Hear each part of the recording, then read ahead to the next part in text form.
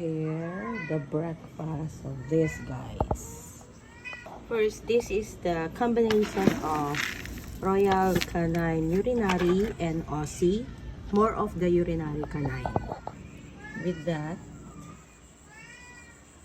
okay.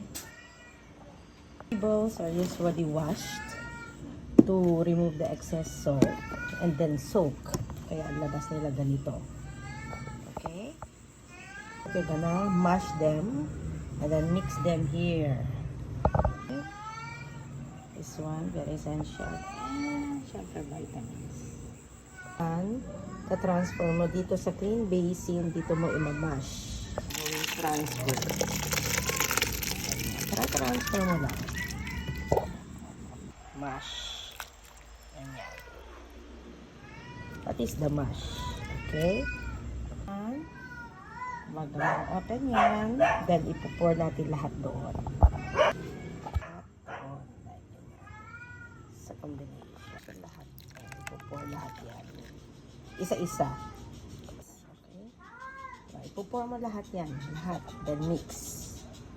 Yan. Gusto ko combine lahat yan. Yan. Vitamins. Sa dami nila, pwede naman kalahati lang or pwedeng lahat. Actually ngayon, may mga sakit, so you have to lagay na lang lahat. The salmon oil. Tansyahan lang, actually. Kung medyo marami-rami yung babies nyo, damihan nyo na. Yan. Gonna mix them all. Mix them like yan. Sin mix them. Hanggat medyo combine na silang lahat. Essential pa rin dito, it's maraming water. Okay?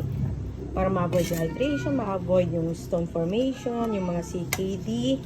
Dapat laging wet para mas healthier yung mga cats natin. I think it's time to feed na. Okay? So, wait lang po. At prepare lang po natin lahat. Kasi they are all waiting. They are all waiting. Yan po. Ay, Diyos ko, nag-wait. Actually, sa labas lang po ito, ha? Wala pa po sa loob. Wala pa sa terrace. Wala pa dun sa kabilang bahay. Usap tayo. Okay? Yan natin.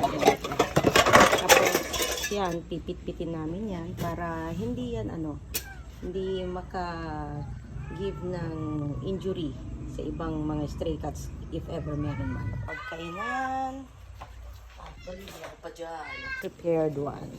Ang dami na, parang gusto na nila mag-dive in.